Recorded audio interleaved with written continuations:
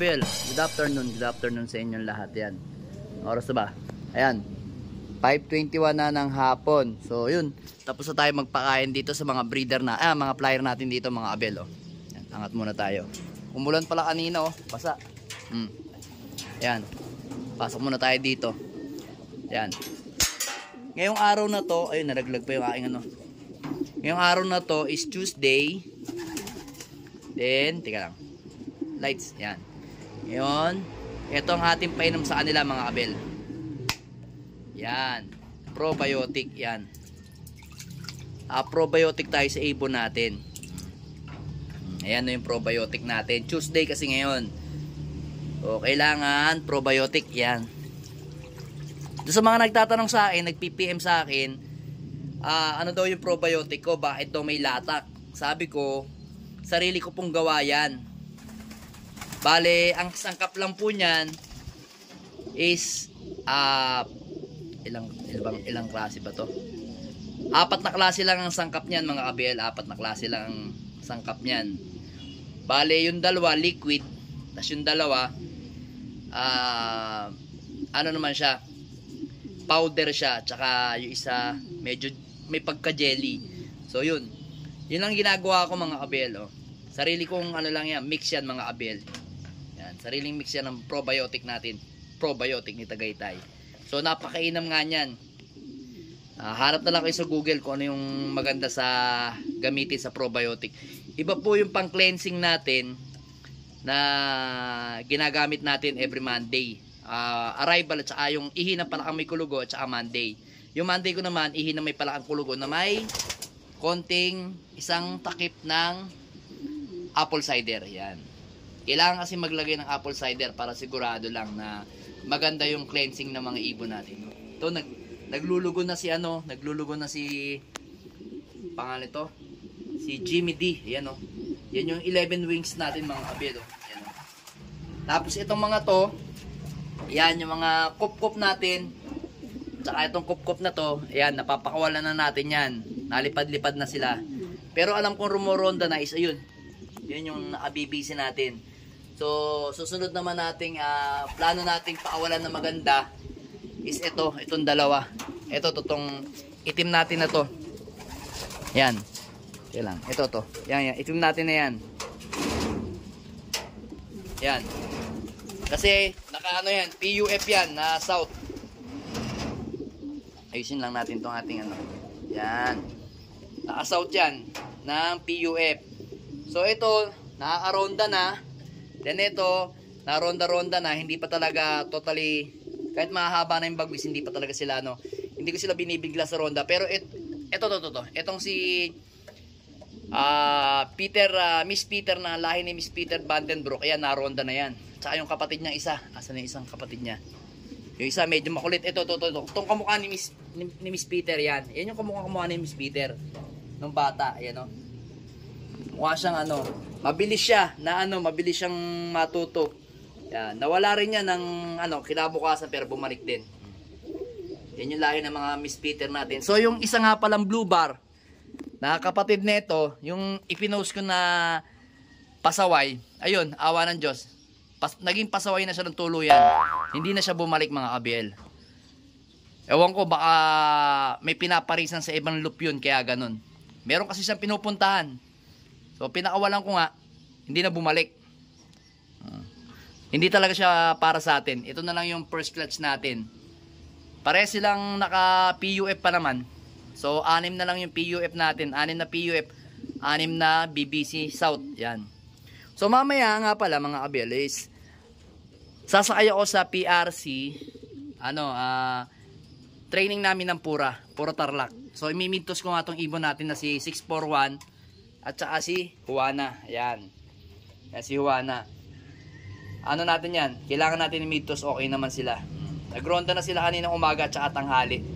Okay naman. Ito lang talaga. Mabilis lang talaga itong pumasok kasi nga. Ayun.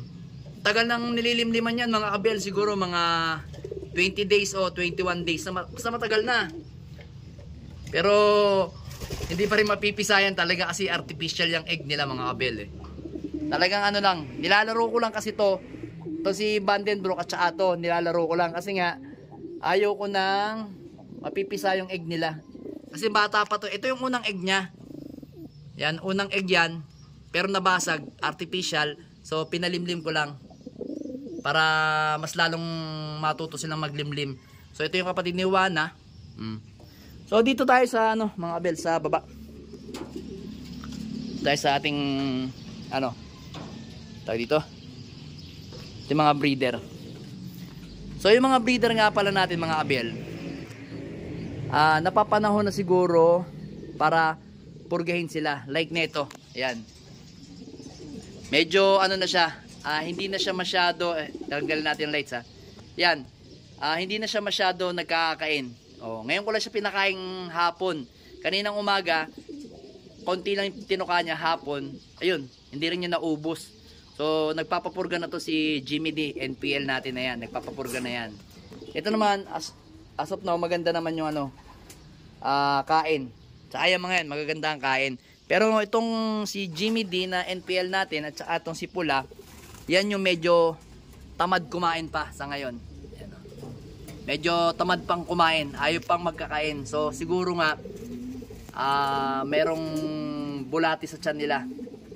So kailangan nga natin magpurga para makasigurado tayo sa breeding natin ng December 15. Yan, magsasalang na tayo ng mga pang winter natin. Yan. Habang ano, siguro pupurgahin ko na to. Pupurgahin ko to ngayong week na to ng lahat ng pati mga ano natin, yung mga ibang breeder natin dito ng bastonero. After 15 days o 20 days, titirahin ko naman sila na ano, in and out. Para malinis na malinis din sa susunod na taon na uli yung ano nila, purga nila. Siguro ganitong panahon din. Pag magbi-breed na uli ako ng winter. Kasi once a year lang ako nagpupurga sa mga ibong ko, mga abel. Hindi ako nagpupurga ng every breeding purga, hindi. Kasi yung cleansing ko napakaganda. Nilalabas nila yung mga bulati nila, yung mga maliliit na itlog. Ipapollow up lang natin, tingnan natin sa bastonero kung may lalabas. Yan. Medyo tamad to kumain, ayaw pa masyado magkakain. Konting-konti lang namimili na maliliit. Then dito naman sa ibon natin na yan na si Cooper, malakas kumain yan, no? Kondisyon na mga abel, kita nyo, ang ganda na ng itsura, oh. Nagpupulbos na, oh. Breeder type, oh. Nagpupulbos na siya. Gandang kulay, oh. Linis, oh. Nagkakagulo sa loop natin.